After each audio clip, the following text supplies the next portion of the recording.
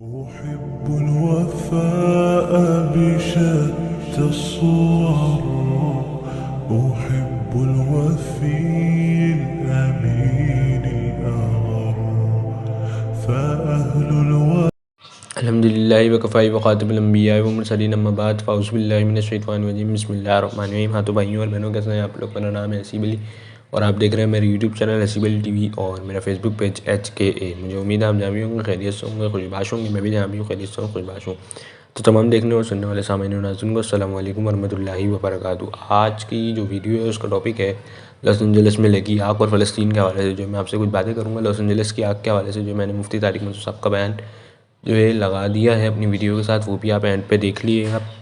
اور مجھے یہ محسوس ہوتا ہے کہ مفتی طارق منصور صاحب نے جو چیزیں اپنے بیان میں بتا دی ہیں تو اس کے علاوہ اس میں کوئی اضافہ کرنے کی کوئی ضرورت نہیں، کیونکہ انہوں نے ایک بہت اچھی طریقے سے اس بات کو جو ہے سمجھایا ہے کہ ہمیں جو ہے خوش ہونا چاہیے اس بات پہ یا دکھ منانا چاہیے۔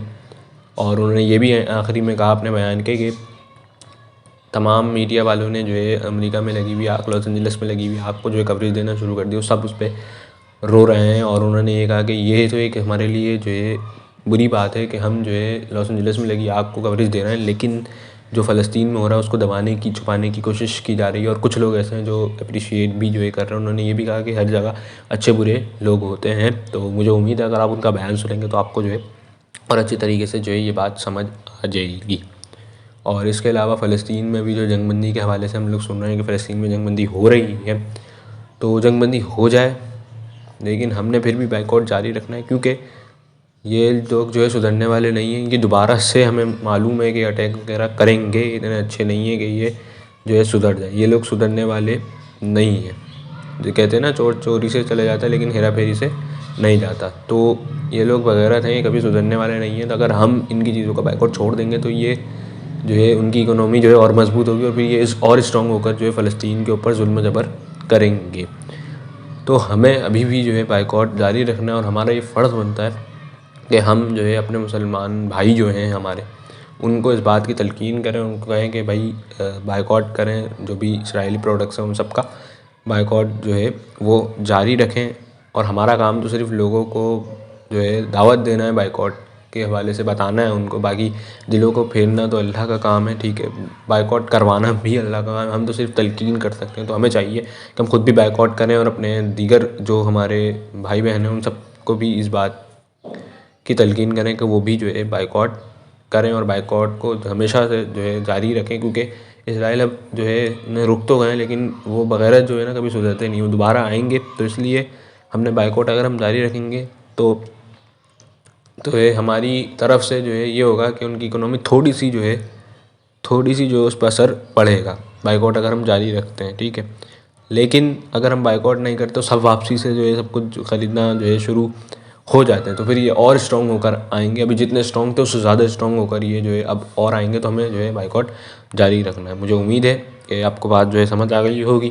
وہ بیان آپ سن لیں جو میں نے ویڈیو کے اینڈ میں لگایا ہے مفتی طارق مسعود کا، اور اس کے بعد آپ فیصلہ کیجیے گا کہ یہ بات صحیح ہے یا غلط ہے۔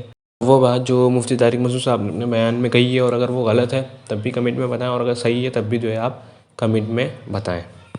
لاس اینجلس میں آگ بے قابو ہو گئی ہے، کچھ مسلمانوں کو اس پر خوشی ہو رہی ہے اور کچھ انسانی جانوں کے ضیاع پر بہت غمگین دکھائی دے رہے ہیں۔ اس قدرتی آفت، عذاب یا آزمائش سے کچھ بڑے ظالم لوگوں کے گھر بھی جلے ہیں۔ اس پر کیا رد عمل دینا چاہیے؟ کہیں بھی کوئی عذاب آئے یا آگ باگ لگے یا کوئی بھی مصیبت ہو، لوط علیہ السلام کی قوم کا عمل ہمارے سامنے ہے۔ وہ گناہوں میں مبتلا تھی، جب ان پر عذاب کے لیے اللہ نے فرشتے بھیجے تو وہ فرشتوں نے پہلے ابراہیم علیہ السلام کو آ کے خبر دی، ارسلنا الی قوم لوط، ہم قوم لوط کے پاس آئے ہیں اور ان کو تباہ کرنے کے لیے آئے ہیں۔ تو ابراہیم علیہ السلام نے اس پہ خوشی نہیں منائی تھی۔ قرآن کہتا ہے یجادلونا فی قوم لوط، ابراہیم علیہ السلام ہم سے جھگڑنے لگے، یعنی اللہ سے تو کون جھگڑ سکتا ہے، مطلب یہ کہ اتنی لجاجت آہوزاری کی کہ عذاب نہ آئے، کہ گویا کہ لڑ رہے ہیں، یہ مبالغہ ہے۔ اور اللہ نے فرمایا ان ابراہیم لحلیم اوواہ منیب، نرم دل تھے، بردبار تھے۔ تو انسان کسی کے عذاب کو دیکھ کے انسان پہ یہ سوٹ نہیں کرتا کہ وہ خوش ہو، ہمیں تو اللہ کے عذاب سے پناہ مانگنی چاہیے، یہ کہ اللہ نے جو کافروں کو بھی عذاب دینا ہے آخر میں ہی رکھے، دنیا میں اللہ کسی کو عذاب نہ دے، تو اس پہ خوشی نہیں بنتی جو آگ لگی ہے۔ یہ جب مان لیا جائے کہ وہ سارے ظالم ہی ہیں، ایسا ہوتا بھی نہیں ہے۔ جب کسی علاقے میں آگ لگتی ہے کچھ برے ہوتے ہیں کچھ اچھے ہوتے ہیں۔ البتہ اتنی بات ضرور ہے کہ یہ عبرت کی بات ضرور ہے. غزہ میں جب آگ لگی ہے، جو روزانہ آگ لگ رہی ہے، روزانہ بم برسائے جا رہے ہیں جس میں معصوم بچے جل رہے ہیں، اس آگ پہ کوئی نہیں روتا.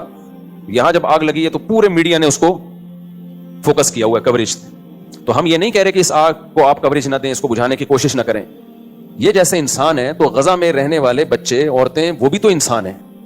ان کے بارے میں خاموشی اختیار کر لینا، بلکہ اور اسرائیل کو اپریشیٹ کرنا، پروموٹ کرنا، اس کی مدد کرنا، تو پھر انتقام کی اللہ کی آگ بھی جوش میں آتی ہے. اور اللہ بتاتا ہے کہ تم جو کر سکتے ہو تم کرو، میں جو کر سکتا ہوں وہ میں کروں گا. وَمَكَرُوا وَمَكَرَ اللَّهُ وَاللَّهُ خَيْرُ الْمَاكِرِينَ. اللہ کہتے ہیں یہ میرے خلاف تدبیریں کرتے ہیں تو میں بھی تدبیر کرنے والا ہوں، اور میری تدبیر ان سے زیادہ پاورفل ہوتی ہے.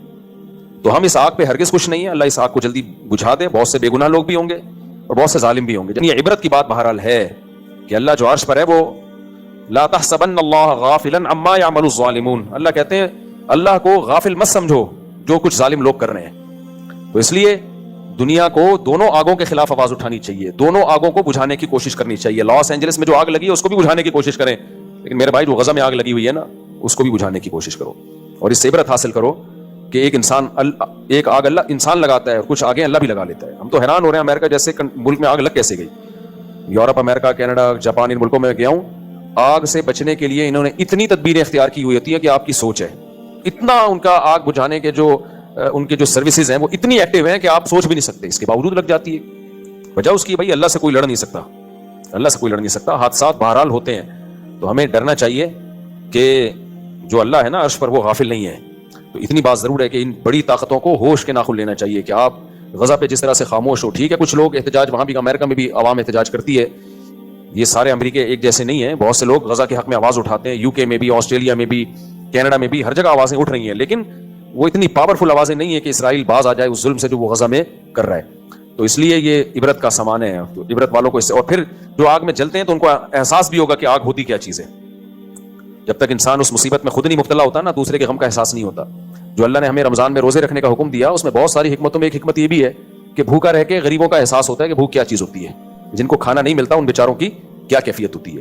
تو اللہ کی طرف سے آزمائشیں، اللہ تعالیٰ اس آگ کو جلدی بجھائے اور اس عذاب کو اور لوگ جتنے جو زخمی ہیں اللہ ان کو جلد سے جلد شفا دے.